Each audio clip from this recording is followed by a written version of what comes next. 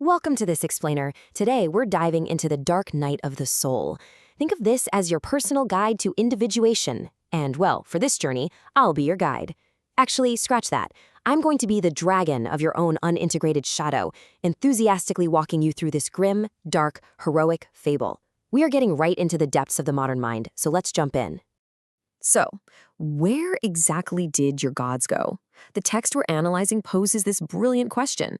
You see, humanity basically traded its ancient organizing myths for, effortless efficiency. But when you look around and feel that modern malaise, that creeping, echoing emptiness, you really have to stop and ask yourself where your true strength actually went. How did we even end up here? Which brings us to the first part of our fable, the fall of the temple and the ego's ascent into supremacy. We start right at the ruins of your collective soul. The villagers of society basically became masters of steel and just tore down the sacred. But listen, the temple we're talking about wasn't just a physical building. It represented the imago templi, the psychic center mediating between your conscious mind and the ancestral unconscious. By dismantling it, society suppressed this vital center, totally severing our connection to the archetypal roots that used to give life its underlying teleology. And honestly, this perfectly captures a massive psychological dissociation. The collective basically rejected what they saw as a crumbling myth because they wanted effortless sufficiency. Sure, they got physical security out of the deal, but at what cost? They entirely lost their psychic anchor. The ego shot up to the top, but the soul, it was just left drifting out there in the void. Now let's look at the immediate aftermath in part 2, the void and the banners, or escaping the psychic vacuum. Just listen to the internal monologue of the fragmented ego here. I must belong to something, anything, to drown out the silence of my own emptiness. Without a central myth to hold things together, the villagers desperately needed an escape from their own skyrocketing anxiety. They needed some sort of new structure to project their identity onto, really just to hide from that terrifying void. So how does that desperation manifest? Pathologically, through the obsessive adoption of political banners. In psychoanalytic terms, this has absolutely nothing to do with genuine belief. It's just a regressive defense mechanism. People try to merge with the collective shadow because they're terrified of their own emptiness. These catchy slogans end up acting as a false superego. They give you a totally shallow sense of belonging while taking all that internal discord and projecting it outward as raw, tribalistic aggression. It's literally just a false substitute for the temple. But some decided to walk a totally different path. Part 3, entering the dragon's realm and the path of individuation. You see, not everyone stayed in the village to wave those tribal banners. A few wanderers actually stepped away from the crowd and, well, they entered my domain. To face me, the dragon, you have to engage in inekia. That's a descent right into the dark night of the soul.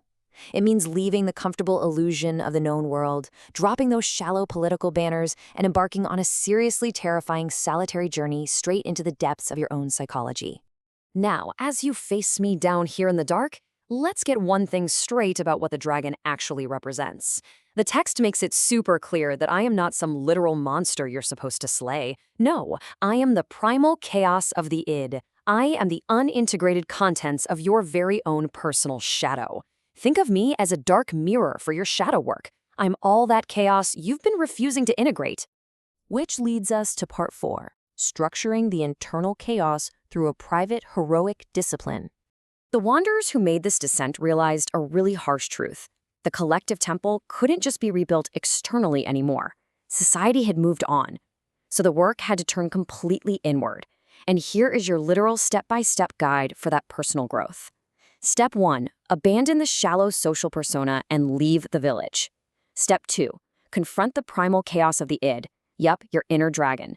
And step 3, structure that chaos yourself through intense, private, heroic discipline. You basically have to become your own temple. And check out how the internal monologue of the hero totally shifts here. Earlier, we heard the fragmented, terrified villager looking for a banner to hide behind. But now, it's pure, unified resolve. The chaos within is mine alone. The discipline to forge it must be mine as well. The hero is taking absolute, unflinching responsibility for their own psychological state. It's a real game changer.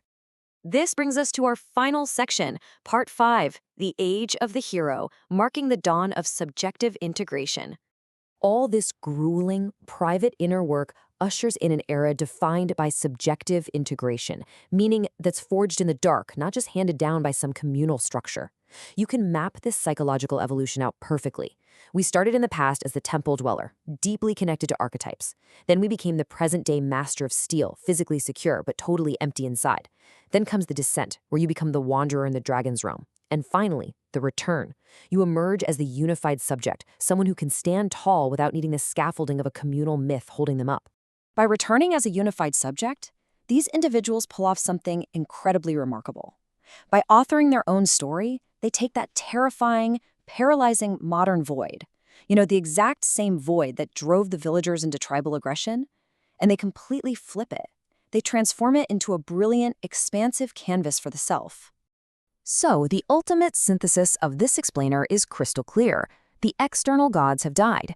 Because of this, you, the individual, must internalize the creative function. The real treasure at the end of this fable isn't a pile of gold. It's found in the courageous synthesis of your own consciousness. True strength just isn't found in the ruins of the past anymore. It has to be built entirely from within. As we wrap up our descent into this psychological fable, I want to leave you with one final, provocative question to chew on. Knowing what you know now about the void and about the shadow, what are you going to choose? Are you going to stay fragmented in the ruins, cowering beneath the tribal banners of the village? Or are you finally ready to face the dragon, structure the chaos, and become the hero who authors their own story?